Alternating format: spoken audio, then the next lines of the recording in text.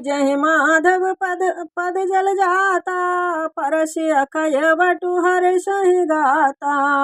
भरद्वाज आश्रम अति पावन, परम रम्य मुनिवर मन भावन।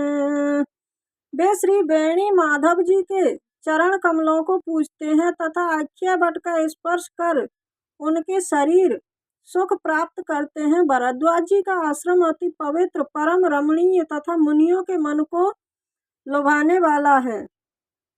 तहाँ होए मुनि ऋषय समाजा, जाहे जिमा जन तीरथ राजा।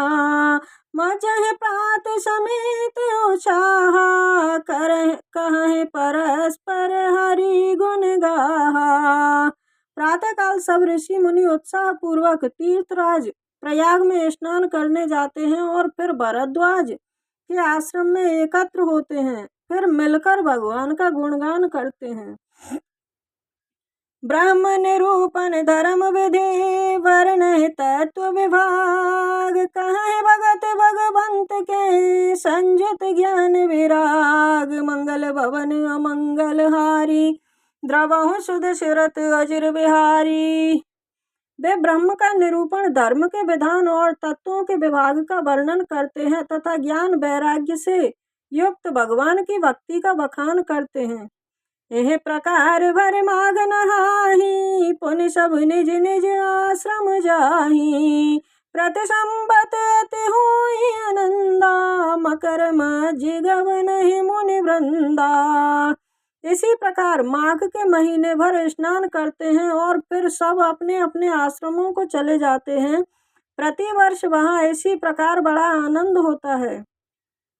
एक बार भर मकर नहाए, सब मुनीस आश्रम न सिधाए। जाग बलिक मुनि परम विवेकी, भरद्वाज राखे पद टेकी। एक बार पूरे मकर भर स्नान करके सब मुनीश्वर अपने अपने आश्रमों को लौट गए, लेकिन भरद्वाज जी ने परम ज्ञानी याज्ञवल्क्य मुनि को चरण पकड़कर रोक लिया।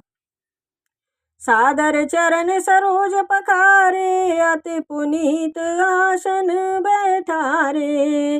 कर पूजा मुनि सुज शुभ खानी, बोले अति पुनीत मृदुबानी।